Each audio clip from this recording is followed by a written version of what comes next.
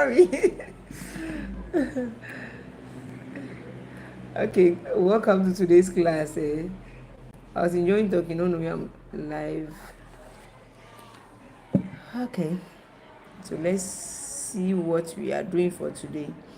Fortunately, today we are going to have a short class. I'm hoping. I'm hoping you have a short class. The fact is that we don't have enough left for the industrialization. Okay, so we just try and finish that today. We try and finish the industrialization today. Okay, so let's see what we are supposed to do for today. You know, we started with the industrialization. The last class we had, if I remember correctly, we did the indigenization, we did commercialization, and then we also did privatization. So today we are going to concentrate on nationalization and then the other aspects of the industrialization that is left. So my prayer is that God should help us so we can finish with the industrialization today. Okay, so today's concentration is going to be on nationalization. So let's find out what nationalization is. It's part of industrialization. Okay, so let's find out what we mean by nationalization. Okay, so nationalization is a policy, right? Remember, all the ones we did last time was about policies that the government is doing. So obviously this one too is a policy of the government. Okay, so it's a policy of the government that is aimed at taking over the control and ownership of private enterprises, right? So what this means is that it is a policy, right? So as a policy, it's a taking over of ownership and control of private enterprises by the states for economic, social, or political reasons. So what this means is that you have companies that are private companies. You know, like the one we did in the privatization, you see that the company may be for the government. The government gives that company to the private sector. But this way is the reversal. Okay, so it's like the opposite of how do you call it, privatization. Okay, so in this case the government sees companies that are private companies or private businesses, and then the government takes over the ownership of those. It's like going to take the company from the private sector, and this is for either economic reasons or social reasons or political reasons. So if you are here, give me a thumbs up. Only how many people have given? No one has given a thumbs up. It's not fine. So I will know that I'm doing a good job. Okay. So let's see some examples that we can see. We have a lot of them in Ghana here, especially the banking sector. I hope most of you remember. Maybe by then you should have been in either basic 6 or basic 7 or something. Basic 6 or 7 or either primary. Okay, where most of the banks collapsed. What the government did was that most of the banks, all the banks like the Unibank, Capital Bank, how do you call this? UT Bank, those banks, they were private companies, and the government took over those companies. So now the name of those banks now, when you see everywhere, is what I think consolidated what banks was Ghana banks, yes, CGB, consolidated Ghana banks, something like that. So that's your homework. Go and look for it by CGB. You see that the logo is, I think, is black, red, and white, something like that. So it's common. You see most of them. So now you don't see Unibank, you don't see Capital Bank, you don't see UT Bank. You see Consolidated Bank of Ghana. Yes, Bank of Ghana. I'm sure that should be the name. So that is an example, pure example of nationalization. So the government goes and takes over the private businesses for economic reasons, social reasons, or political reasons. With the examples I give, right? Okay. Hey, the languages they are writing, this one I can't read them. So It look like I don't know whether it's Arabic or Chinese. I can't read them. So you can check your settings and see. Or today we have our Indian friends around. Okay. So your questions can be put in English. That will be much helpful. Okay. So let's see. From the examples I gave, the banks I mentioned, some people are citing political reasons. Okay. And others are citing economic reasons because they think that the banks were not being handled well, and very soon people will lose their money. The people who are going to lose their money are Ghanaians. So to save them and their money, which is the duty of the government took over those banks to make sure that the banks keep running and then the people's monies are safe, right? So that's an example of nationalization I said we're going to do today. So that's nationalization. Okay, I give you examples using the banks one. So now let's see some of the advantages of nationalization. Is it good to nationalize? People, someone set up a company, assuming you finish school, you set up a nice company, and the government decides to go and take the company and says that he wants to own it for whatever reasons he may have, right? Is it good? Okay, so let's see some advantages to that, and then we can probably see some disadvantages to that. So let's see some of the advantages. One of the advantages is that it reduces the exploitation of consumers, right? This one has to be a banking sector, so you see that even people's monies are in it, and then the money should bring loss, but that doesn't have anything to do with exploitation. Assuming that whatever goods they are producing is very essential.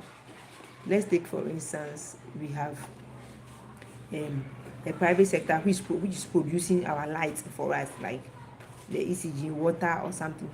And you know that if the prices are of those goods are high, some people may not be able to buy, especially those who are below the poverty level, right? So what the government will do is that since he wants everybody to benefit from these things, what the government will do is that he will take over those companies and run them himself. You have to make sure that even if the thing will be priced, the price will be low, as cheap enough for everybody to benefit. I hope I am making myself clear, right?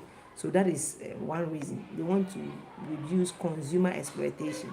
If you leave some essential or important things in the hands of the private individual, they will exploit the people. After all, their main aim is to make what? Profit. So if it were you, what would you do? You will charge the price that will give you profit. But because the government is thinking of the people, what they do is that, okay, those goods those companies are producing, though they are private, they are very essential. So what it's going to do is that I'm going to take over that company, or probably buy it from the private company. Sometimes if they refuse, you have to use some legal ways of finding a way of taking it over, or either the government set up another one. But in this case, he goes to take over the company and then runs it himself. The main thing is to make sure that they stop exploiting the consumers, especially the poor ones, the vulnerable ones. Okay. Then please don't mind it, whatever you're hearing from behind. Listen to what I'm saying. Okay, so the next advantage you can see in this is that we have redirection of business motives. You know, we said that mostly, yeah. Okay, so someone is saying hi, but you are, it's like a school, sports community school. Oh, okay, so you are using your school account, I'm sure. Okay, so let's see some of the another advantage, right, is that, you know, when businesses are formed, especially by the private sector, their main motive is to make profits, right? But if the government nationalizes, that means takes over those companies and makes it government owned. Yeah, Jubilee. Okay. Wow, Jubilee, you're using some international school something, right? Yeah, international game. Someone gave me a name like that, so I can transfer the name to you. Okay. So let's see. We are saying that it redirects the motives of the businesses. So if their motive is to make profit, their main motive is to make profits. The government sees that this business, right, is, or the goods or services produced by this business is very essential. But because of the welfare of the people, I'll take over that company so that their focus will not be profit, and the profit also affect, profit motive affect the price of the goods and how the goods are served, right, to the consumers. So especially if those goods are essential goods, the government takes over those companies, which means that the government nationalizes those companies just to make sure that he changes the motive of the business from profit making to the welfare of the people. So in this case, they make sure that they serve everyone. Everyone should go to benefit from uh, the uh, the goods produced by the company. Okay, today I think we have some our Indian friends are in. Let's see. Sumaya, you are from India. Okay, Sumaya, you are welcome to our class today. So we are doing the nationalization. Okay, let's move to the third advantage, right? So when most companies, especially essential ones, for instance, if you have our lights, our water, light I mean electricity, and then our water, and then we have like for instance production of food, agriculture, major part of agriculture be in the hands of private individual. The government doesn't have full control of the economy, because at any point in time the individual can divert their resources to do any other thing, and you see the government like suffering to be able to cover up or okay. So Sumaya is asking what is today's topic. Okay, Sumaya, the topic today for today is nationalization under industrialization. So you know the previous classes, if you have not watched it, Sumaya, you have to try and watch it. It was on industrialization. So all the things you have written so far is under industrialization, but the focus for today is on nationalization, where I said that it is the taking over of ownership of the private businesses by the government. So the government goes to take over the private businesses. You know, as at the previous class, I said we have privatization. The business is for the government, but he gives it to the private sector, right? And I gave you other methods through which it is done. But in this case, it's like the opposite. The business belongs to the private sector, but the government goes and takes over the business. So that's what we are doing, and then we are on the advantages of that, right? And I gave the first one, that's consumer exploitation. So even though you are like maybe probably you join a little bit, the class will still be on the platform. So when you replay it, you hear the ones that I have already said. Okay. So I'm sure I have answered you. Okay. So let's see the third part. I said that it gives the government full control of the economy. So what do we mean by giving the government full control of the economy? What it means is that once those essential businesses are in the hands of the government, then the government feels like he has total control over the economy. I hope you are getting it. If, for instance, I mentioned the essential things like electricity, water, health, education, if all these things are in the hands of the private sector, they can decide to divert their resources at any time. So, for instance, you have hospitals, and then they wake up one day and say that no.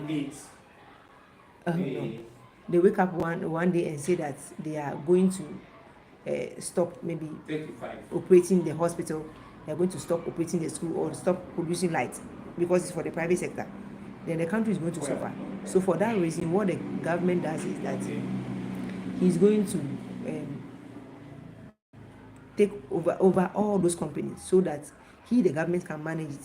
So no matter what be the case, you will see that the government, how do you call it, the first one, I'm giving you a few lessons. We are saying that it leads to poor management of businesses, leading to the waste of resources. If the businesses are in the hands of the Noel, I said hi already. You are saying more hi. Okay, Noel, hi. Okay, so we are saying that once the businesses are now in the hands of the government and not in the hands of the private individual, you see that government is how we handle it. Because since it's for the government thing, people may not go to work as early as they are supposed to be. They will not work as hard as they would have worked if it was for the private individual. Because with the private one, you don't work well, you are fired, right? But with the government one, you can find a way around. So for that reason, you will see that we have poor management of businesses, because those businesses used to be for the private sector and they were working hard. The government saw it that it was a good thing that would benefit the economy, and now the government has gone for it. They will not be managing it well as long as it is government business. I hope we are getting it right. And the poor management does not only come from only the workers, sometimes from even the top bosses, the bosses down to the last individual. So you have poor management of the businesses, right? And once the next point is that it's also may lead to the collapse of the business. If you are getting profits, you're able to use the profit, invest it into the business and make more profit, or probably expand the business. But in this case, the business now is in the hands of the government. And you know, government things, as I've said already in the first point, they don't handle it well, so they don't handle the businesses well. So the businesses may not stand the test of time. Before you realize it will collapse. I was surprised when I checked, right? This is for Ghana consumption, right? So in Ghana, for instance, right, you see that our electricity company, that is ECG, one of the electricity company, the ECG, is owing about 67 billion, right, Ghana cedis, as at March 2025. So if this is government's company, this is because government is handling it. But you ask yourself, they collect light bills, and if the meters are prepaid, it means that you must pay before you get your electricity supply, or whatever they call it. And yet they're having this debt. Just if it's the government doesn't keep intervening, it's a matter of time that the business, the ECG will collapse. So I can see that if this one was a private something, that formerly they nearly gave it to a private business to manage. That was PDS, if I remember correctly, to manage. I'm sure that would have been far better. But for the sake of, I told you, for the sake of the welfare of the people, or economic or political reasons, the government decided to hold those companies, because it's very critical. If you leave this company, especially the ECG, which produces the maximum electricity in the country, you give it to a private sector, I'm sure the lights will be meant for only the rich. You can afford, you buy. Is that not true? So at this point, you see that the disadvantage is that their owing is so huge. The amount, 67 billion, is a lot of money. So obviously, if something is not done about it, the time will come that it will collapse. That is why we are seeing the lights going off and on lights. So that tells you that though nationalization is good, it has these repercussions. Okay, and let's see another disadvantage.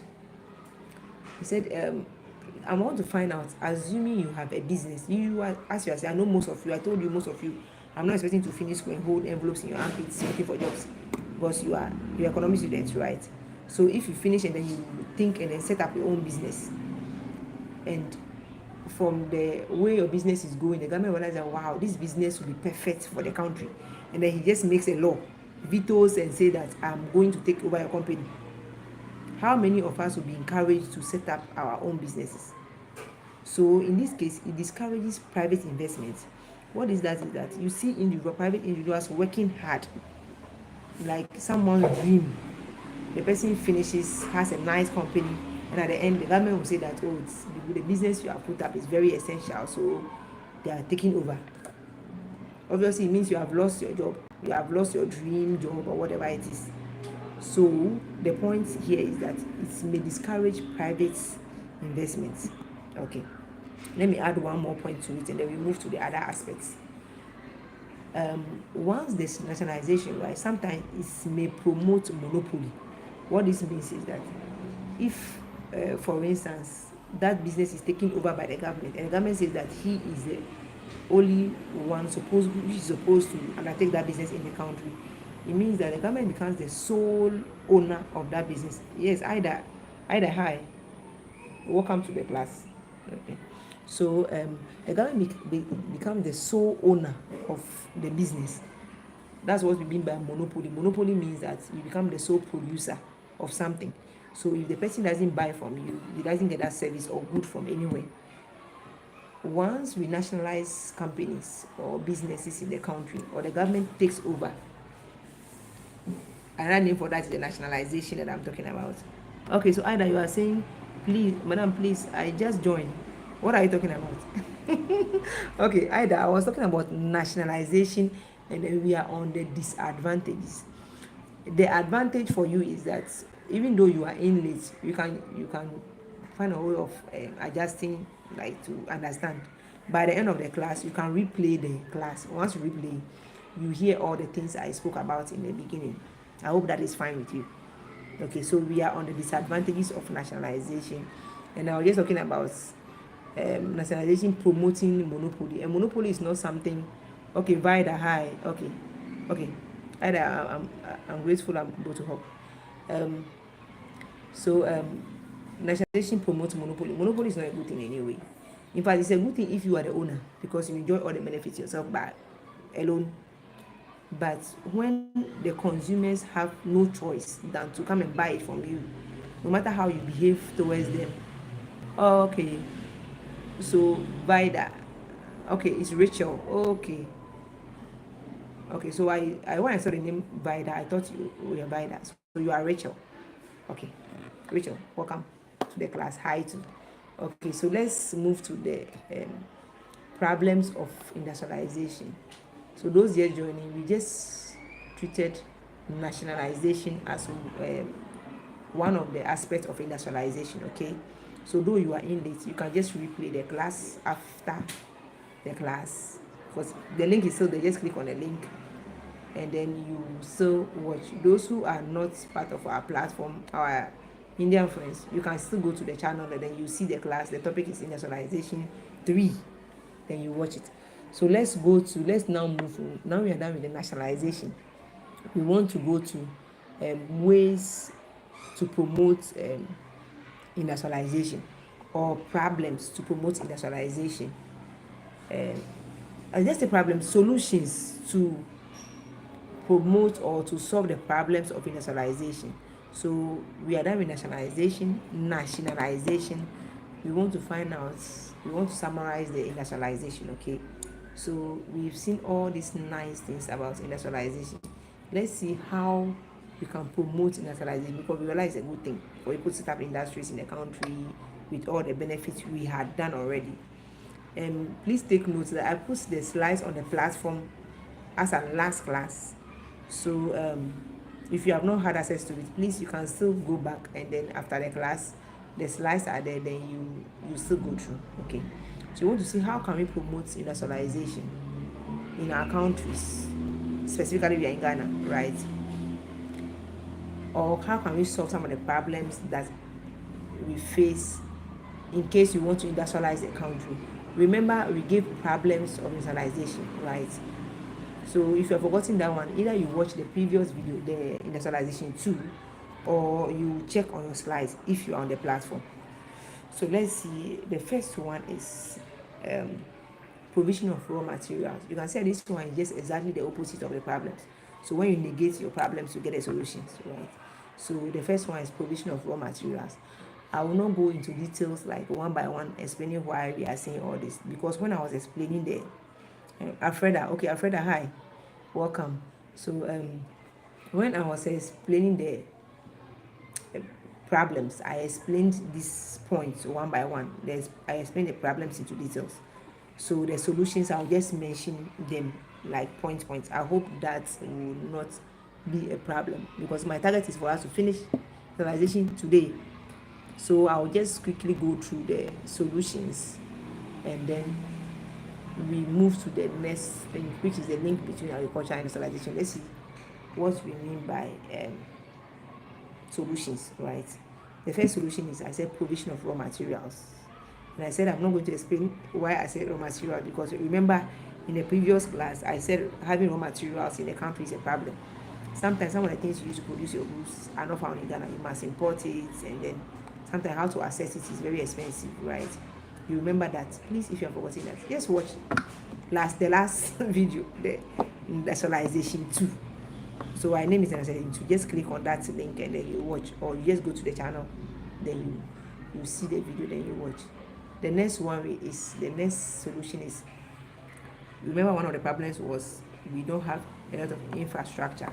For instance, roads, which takes you to location and localization of industries.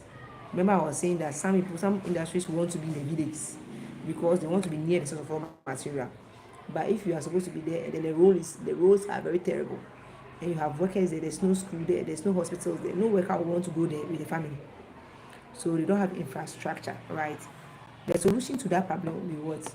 We should develop infrastructure. That word is so annoying. Infrastructure. So we have to, the government must, because individuals may not be able to do it unless maybe we come together as a group. But doing that is very expensive. So the government, these ones for they have government to help. So the government to develop infrastructure in the country, wherever it is, at the rural areas as well as also the urban areas where it is not well developed.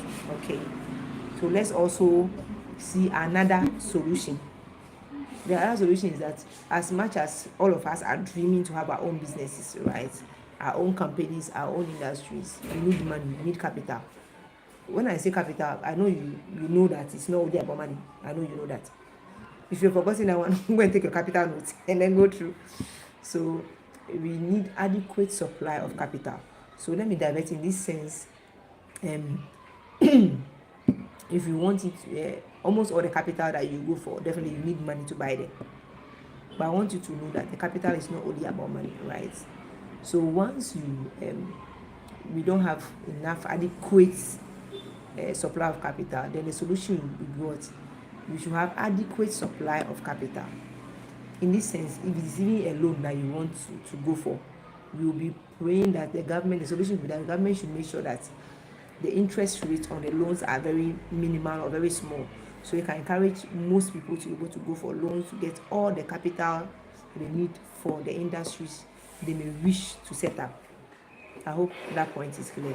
So if you don't have enough capital, then the solution will be adequate supply of capital. Okay. The next point solution we have is that, we were saying that we don't have enough skilled personnel. Thankfully, your juniors are those who will benefit a lot, because most of their curriculum is towards making them more skilled and more theoretical book. You get it? Hey, Angela, hi, welcome. Angela's reading coming, or you were in class? Okay, so in this case, we want more skilled personnel. So we hear the government is doing these STEM schools, though we have technical schools already, right? And even in our school, I told you we had, in the previous class, I told you that we have those who are doing home econs, they are into the practical aspect, so they are already skilled. So if they want to set up bakeries, they are already skilled. But majority of the students, you see, most of you we are doing general arts, we are doing science, we are doing other courses that are more theoretical. But in this case, we want more skilled personnel. So what the solution could be is that we should provide more skilled personnel, which is useful. Our education should be towards providing more skills, practical skills that will feed the industries or that will help the industry. So that should be a solution. Okay. And then another solution could be that once you have your company running, you have your company, and then you realize that most of your money or profits is towards how do you call it, paying tax, which is compulsory and mandated in the country, unless you want to avoid or evade tax, which is a topic we'll treat, I think, next by Form 3. We should treat that one. So in that case, what the government can do is that it can grant people or businesses tax holidays. I mentioned it in the previous video, in previous class, that if so many, I remember I even mentioned Casapreco, if you remember, that they were granted tax holidays, and that amount was huge. And that money alone could help them, because they were asking for that to be able to purchase some plants, right? Machines, right? So that money was so helpful. At the end, I'm sure they were granted. So if the government can do that for every company, that okay, every year I'm going to give you 2 months or 3 months tax holiday, use that money as more capital to invest in the business, and it's going to encourage more people to industrialize. It's also about expanding the industries, so it can leave a lot of money down for the producers or for the business people to expand their industry, right? So in that case, we are promoting industrialization. If you have any question, please, you can type the question and I will answer whilst I still speak. So if you have any question or there's anything I'm saying that you don't understand, please type it, I'll read it out, and then I'll try as much as possible to answer. Okay. Now let's see. One other solution could be that we should create wider markets. We want more market, bigger markets. If you produce goods and no one is buying it, you will not be encouraged, right? People will not be encouraged to okay, this is our teacher Gloria. The previous Gloria was the previous Gloria, she said okay, that one was Vida. Okay. So Gloria, hi. Welcome. I was thinking that I was mistaking Vida for you. So we are hoping that the governments can help to create a wider market. That is why I mentioned in the agriculture that the government has this export promotion policy, where even nowadays you can export yam, you can export how do you call it, fish, you can export so many things. So it means your market is wider. And nowadays when you're exporting things, don't think about going to the US. For US, I hope you are hearing the new tariff. I told you that thing in the previous class, that they are saying that anyone who wants to export things into their country, the minimum is 10% of tax on the good you are sending to, you are bringing to their country. So you can avoid that one, and then probably other countries, ECOWAS country, Togo, Nigeria, Benin, all the other countries. So that will create a wider market. So what you can do is that as a producer, or as a business, or as an industry, you can also see how you can get a wider market for your good. Don't be thinking about limiting your product to only Ghana, right? Create a wider market for your goods. And once you do that, you realize that you are promoting nationalization. You will enjoy being a business owner, because you get more profit, and others see you having more profit also be encouraged to set up businesses or industries. Okay, so these are few solutions I've given, right? And as I mentioned earlier, they are in your slides that I've posted on the platform. Okay, so to reiterate the point, I say provision of raw materials, development of infrastructure, adequate supply of capital, provision of more skilled personnel, granting of tax holidays, and then creating a wider market for your manufactured goods, right? So that is the solutions that we can use to address those problems. Remember, I told you that they are in your past questions. So I attach the past questions to the last part of the slides, right? So when you see them and then you are seeing these points, it should be easy for you to be able to answer them. So as much as you are trying to make more money, you also try to make sure that we pass our WASSCE. Very important. Now let's see the link. Why are we saying agriculture and then we brought industrialization? Why do we seem to mention the two of them? There's a link, right? In fact, like according to they are twins between agriculture and industrialization, right? So it's that they are twin. One person washing the other one's hand, like there are two hands. This one can help this one to wash his hand. This one can also help this. So industrialization and agriculture are like they work hand in hand. What do I mean by that? Is because the industry solve the problems of agriculture, and the agriculture also solve the problems of industry. So the two of them work hand in hand. Once you have agriculture developing, industries also automatically benefit from that development. Okay, so we want to see why are we saying there is a link between agriculture and then industrial development in developing countries. Not even only in developing countries, in most countries, right? Number one, we have provision of inputs. Let's take the two of them provide inputs for each other. For instance, let's take the inputs like raw materials for the industries. Where do you get it from? You get the raw materials from agriculture, right? Okay, so Etonam is saying hi. Etonam, hi. Welcome to today's class. So let's see why we are saying the two of them provide input for each other. If you farm, and then, for instance, let's take BA, the one that they use the cassava to do, right?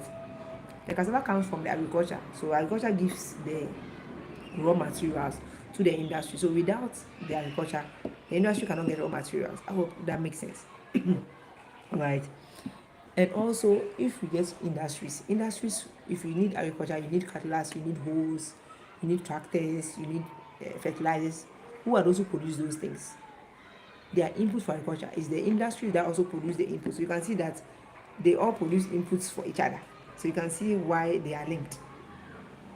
Okay, now let's see the next point. The next point is that um, the industries become the marketplace for the agricultural goods, right? So automatically, when you produce all your agricultural goods, if you want to produce gari, you want to gari production, you need raw materials, right? So where do you buy it from? You buy it from the agriculture sector. So you automatically become the market for the agri sector. So the industries are the markets for the agri sector. Aside that they be the market, even the workers, the food that we produce in the agri sector, you see that it is the workers in the industries and those things, they consume the food. Is that not true? So you can see that whatever agriculture produces, the industries buy it for them. So agriculture needs the industries as well as the industries also need agriculture. Also, there is provision of foreign exchange. For instance, if we export agricultural products, for instance, like Ghana, like cocoa, yam, fish, I told you we export those things already. So don't ask me why we are exporting yam and fish. We export it. And I told you to take, how do you call it, advantage of it. It's a policy the government have made. So it's not only about those who are exporting the big things. Yam, fish, potatoes. Ghana, can we produce potatoes? Let's find out what we ask. But for now, let's know that whatever you produce and you send it to other countries, you get foreign exchange, foreign currency, right? That foreign currency helps to be able to buy some of the inputs for the industries, because the industries, for instance, most of them need some inputs. If you're in Ghana and you need heavy machines, obviously you know that Ghana, we don't produce heavy machines, right? You would have to import it. If you have to import it, you need foreign currency to buy them. Where do you get it? You probably would have gone to a forex bureau or a bank in Ghana here. If you go to the bank and they don't have any forex, any foreign currency, how will you get it to import your things? So what you do is that as long as we have agricultural products that have been exported, we export them, we get foreign currency, and that foreign currency stays within our economy. Once it stays there, it means the industries can also take those foreign currencies and import the things that they need for the industry. So you can see that agriculture and industries are like twins. They are friends who need each other, right? The next point too is that the revenue from the how do you call this, we get from the industrial sector can support the agri sector development too. For instance, if the industries, they pay tax, obviously they all pay tax.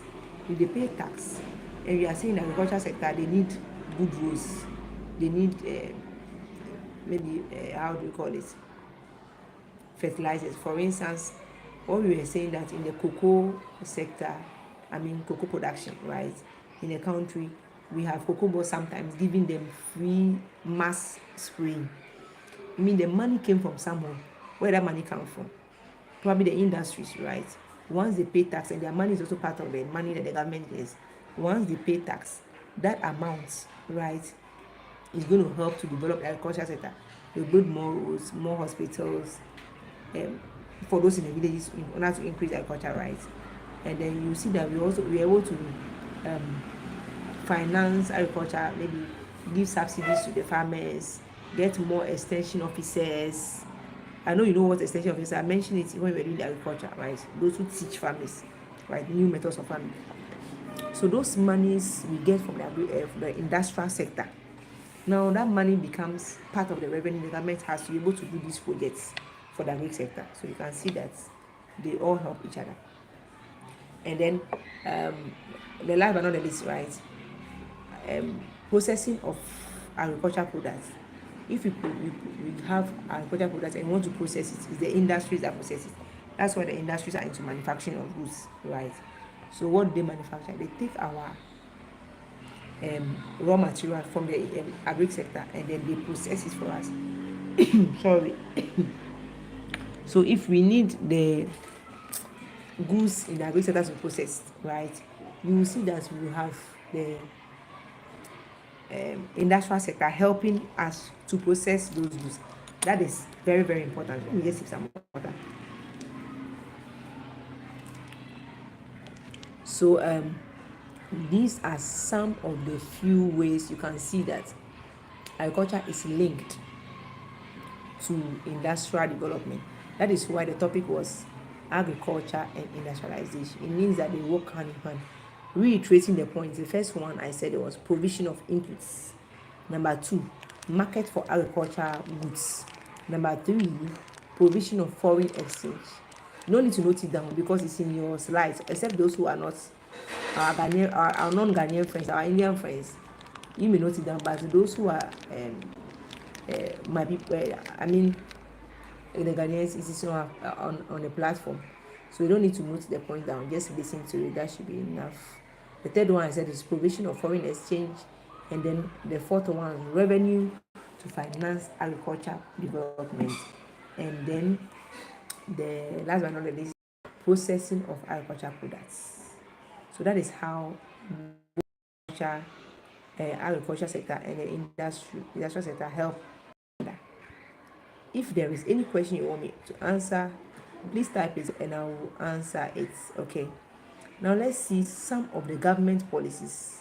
There is a past question on this, so please pay attention. Some of the policies that the government is undertaking for industrial development. Some of the policies that the government is undertaking for industrial development, right?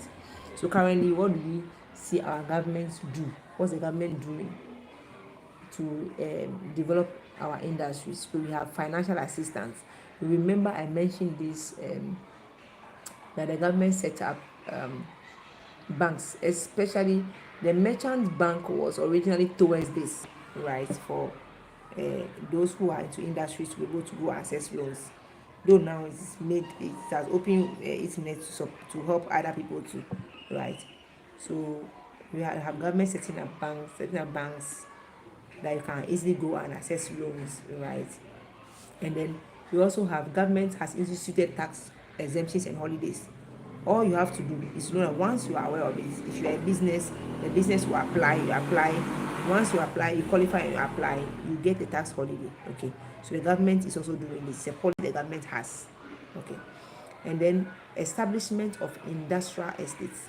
The government has established industrial estates. What do you mean by industrial estates? Remember location and localization of industries.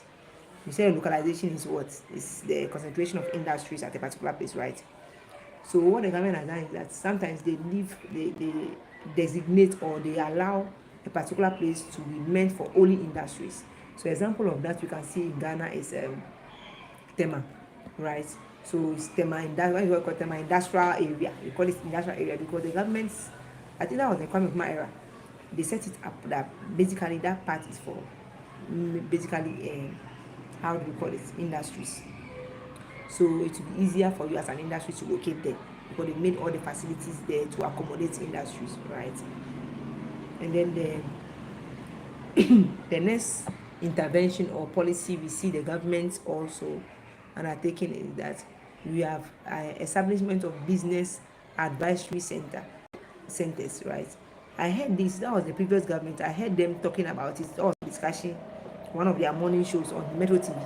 So they were like, if you were a business and then you want, most people have they call it consultants, it's a business consultancy or whatever. You go and you pay and they give you business advices, things you are supposed to do, what is going on in your field of business, and you pay for it. But the government said they set this up and it's for free, like for business people. So you go there, and then when you go there, any advice you need as a business, remember you should be a Ghanaian, right? A business or someone who is setting up a business in Ghana, in what those advices they help you. So that is one of the policies the governments have put in place. So there are business advisory centers in the country. If you are into a business and you want an advice, you don't need to go and pay for it as a Ghanaian. Just walk to any of the centers, and then you get it. You get the advices for free. Okay, and then also the government has also made policies to increase industrial raw materials. So for instance, if you remember the previous government, they did something like planting for food and jobs. then when they planted, they grew so many things: tomatoes, pepper, onion, plantain, banana, oil, palms, and those things. Those, most of them are going to be raw materials, right? So they engage into intentionally to make sure that as long as they are giving jobs to people, they still make sure that during that process you're able to get a lot of raw material. Because if you want to produce more soap, and the oil that we have, the palm oil we have in Ghana is not much, you have to go and import it. But no, you know that now you have palm oil. If you are into plantain chips or whatever production, or you are into um, any production, you need raw materials. Maybe you want to produce tin tomatoes or whatever it is, any tomatoes. As the government is planting or food of jobs, they produce more tomatoes. It means it's making available a lot of raw materials for us, right? For the industry. So that is one of the things that the government has done and they are still doing. Okay, this one is not MPP NDC. Whether MPP or NDC, they can assess this. And the policy is a policy. So it is not cancelled, it is still there.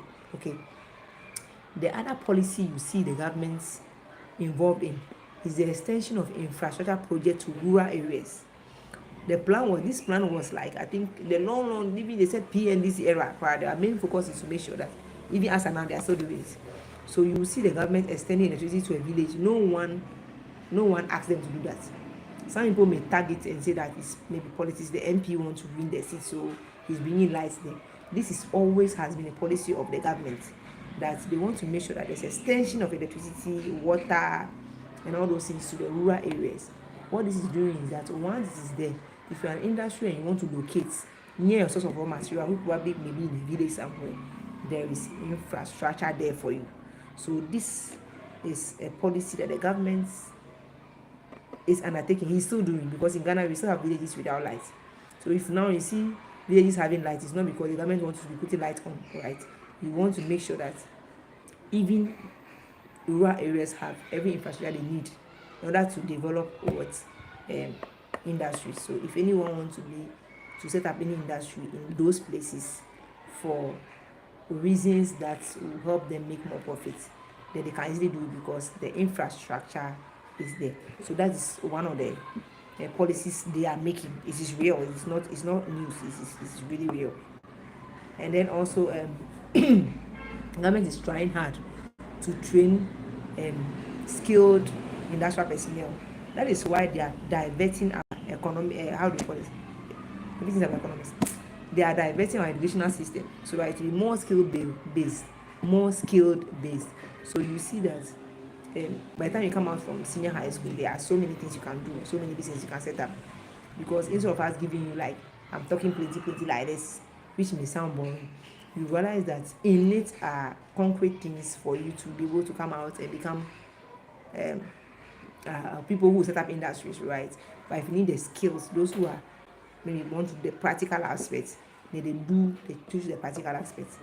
But what we are trying to say is that the government is trying hard, right, to make sure that he's producing more skilled personnel, which is you people, that we are training to make sure by the time you come out, you have enough skills that you can use to set up industries. So in this way, these are the policies, right? So I'll quickly scan through. When I'm reading so fast through it, don't worry, because it is in the slides on the platform. Okay. So number one, financial assistance, the government is doing that. Number two, tax exemptions and holidays. Number three, establishment of industrial estates. Number four, establishment of business advisory centers. Number five, policy of increasing industrial raw materials. The next one is extension of infrastructural projects. I don't like that word. Infrastructural projects to rural areas. And then we also have training of skills personnel or managerial personnel. So let's see some of the advantages of this policy the government has brought, and then we will see some of the disadvantages of these policies, and then we should call it a day, right? These policies, are they advantageous? Do you think it is good? In my opinion, as I've already told you, your notice means yes. Whatever you have advantage and disadvantages. So some of the advantages are that obviously it will increase productivity in the industrial sector. Is that not true? And also in the agri sector. So when the government does all this policy, you see that more light in the village means that people want to set up industries in the village. They can also set it up. more agriculture means that if you have you want to go into farming, policies are helping you to be able to go into farming, not only for maybe subsistence one. You can do for instance the export promotion policy. You can do big time farming, knowing that the goods will not be consumed by only Ghanaians. By this time, you can also export your goods. All right, with all the helps. Remember that when I was mentioning the policies, I didn't mention the export promotion policy because I had mentioned it already in agriculture. So don't forget that one. Because that one too is a policy that the government is doing to help agriculture. Okay. The next one we can obviously know or see is that creation of employment opportunities. All this we are seeing, more industries, more people producing agricultural things. At the end, people are getting jobs, right? Okay. And let's see the other one. The other advantage too is that it improves the balance of payment position of the country. When we talk about the balance of payments, right, we basically want to see the difference between import and export. I'm not going to waste a lot of time on the balance of payments because it's a topic we're going to treat on international trade. So I'll skip that, either that one or national income. So I'll skip that so that you don't ask me so much question. You don't ask me any question on those ones for you to take our time. Sorry. So let's see the next advantage. Also is that once, for instance, a project like the extension of rural infrastructure to the rural areas, right? It helps to reduce the rural urban migration. Remember when we did this one in unemployment, you can see that rural urban migration, unemployment, and also on location and localization of industries, right? You see that when you have rural urban migration, all the problems that follows, all of them came to a city. They're looking for jobs. There's no job, so all the crimes, any crime you can ever think of, will be going on. But once they have lights in the village, they have hospitals in the village, they have good roads in the village. What are you coming to do in the cities? After in the villages, you have free rent. You don't pay rent, especially when you're coming from there and everything. So they stay there, and we have more agricultural products, which is the increase in productivity. And at the same time, people don't want to move to the villages because if it is lights, they have it. Any program you are watching or telling in your city, they're also watching the village. Why should they move to the cities? Okay. So it helps in the reduction of rural urban migration. And then overall thing that is also does to everyone is that it improves our standard of living, especially for those from the villages, right? For instance, what we mostly boast of in the cities is that we have lights, we can watch this, we use phones and all those things. Those are the things we boast with. But once you have all those things in the village, because of the policies of the government, right, it doesn't only give them jobs because they are big time farmers. Now they know that they're not only farming as subsistence farming, that they wake up in the morning, put their hose on their shoulders and go to farm. But because of the policy of the government, they can make more money. They can go to the bank, get loans, have bigger farms, build big houses, buy whatever cars, buy nice phones, whatever you are doing in the city, they can do the same thing. So once these policies are in place, it also helps to increase the standard of living. So you see people preferring to be in the villages and enjoy their life there with everything you're also enjoying in the cities.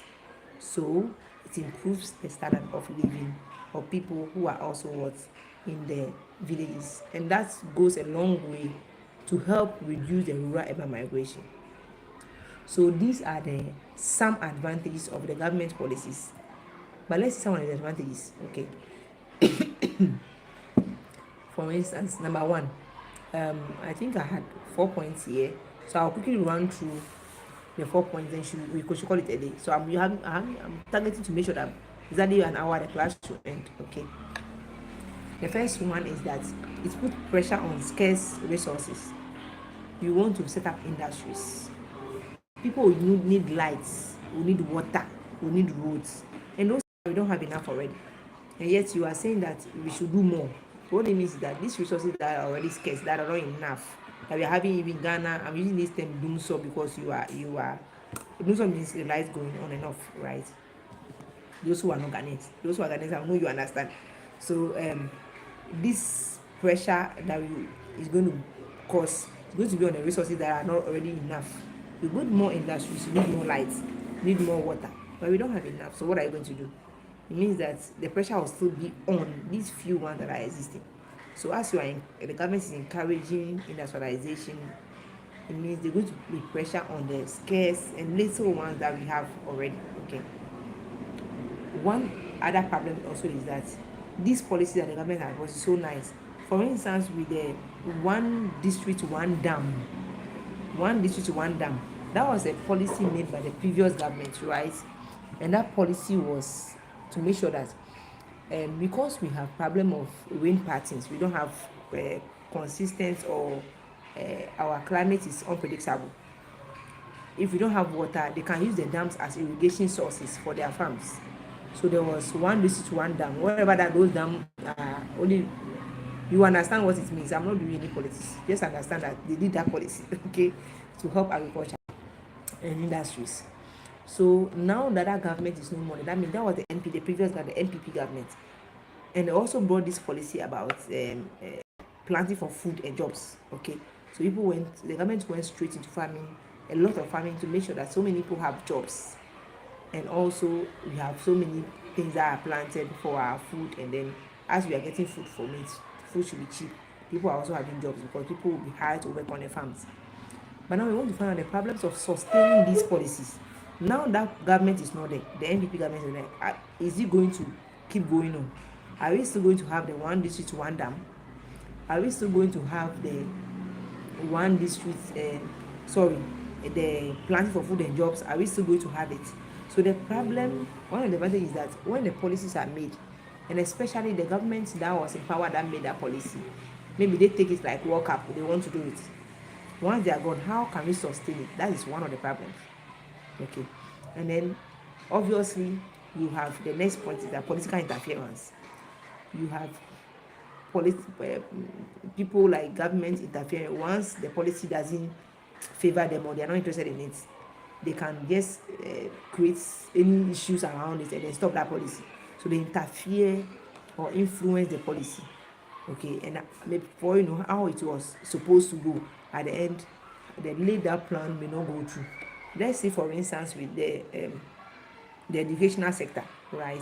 And we're trying, the government is trying to make sure that we are able to have a lot of skilled personnel in the system instead of the theory that we produce, right? So the problem now is that if a political maybe party comes to power and then decides that, oh, I don't want it to go this way, that maybe they want whatever they are doing now may be good, but their influence may change how the things could go. Some of them may realize that, oh, even when they do this one, I will not get a credit, so let's stop it. So those political influences are also a challenge for government policies, right? Especially towards the industrialization and agriculture.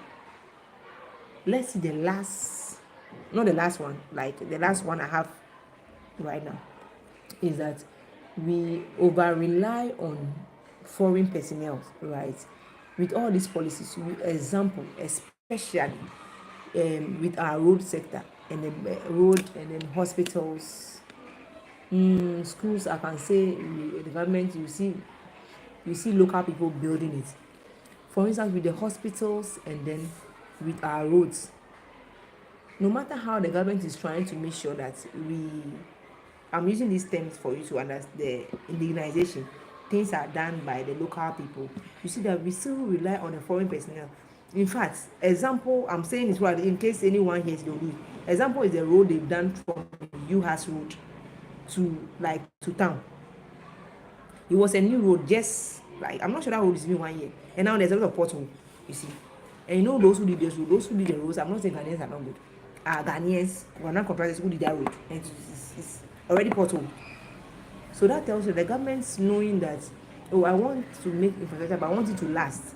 Instead of going for the local people, he will go for foreign personnel, like foreign companies. And you see that most of the roads are done with the foreign companies.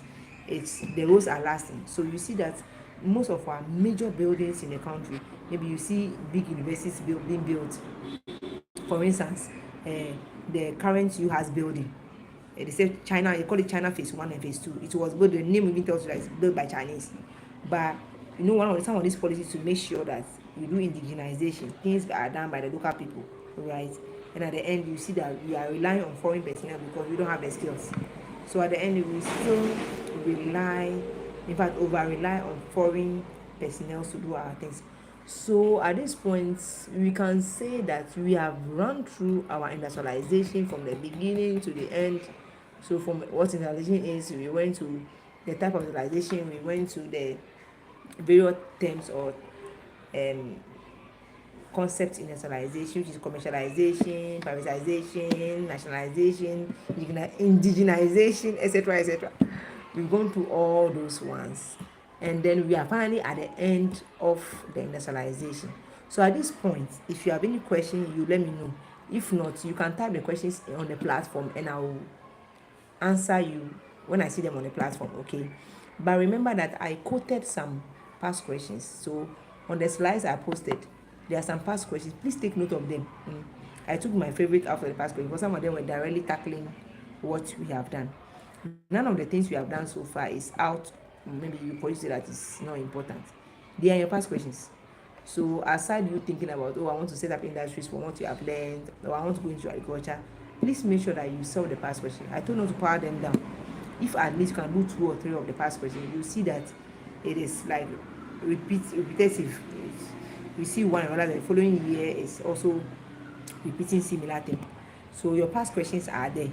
It's though you have the ones in the book, I intentionally sorted out these ones for you to take a look at them, okay? So you can relate it to what we have done so far. So at this point, I'm not seeing any questions. But if you still have a question, even at the end of the class, please put it on the platform for me. I saw some of you joining and dropping because of network. Don't worry. I told you the class will be there. It's on the platform. So you can still watch. And then if you have the questions, you let me have them on the platform. So at this point, I'm not seeing any questions. So we can call it a day. So we are done with industrialization. Finally with industrialization, okay. God willing, I'm sure we have 2 more weeks, right? We have 1 week to return back to school because we have next week and then the following week, Monday, you guys are coming back. In that case, I was thinking that we should do something on distributive trade. The slide is ready. So what I'll do is I will start the later part of that one.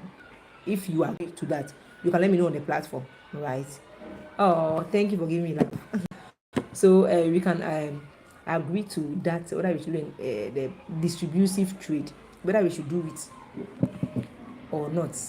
But if not, if I don't get any concerns from you, then we can start God willing next week with the distributive trade. But I'll put the slides on the platform. It's not long, so even when we don't finish, you can end it. You can just end it yourself. Okay.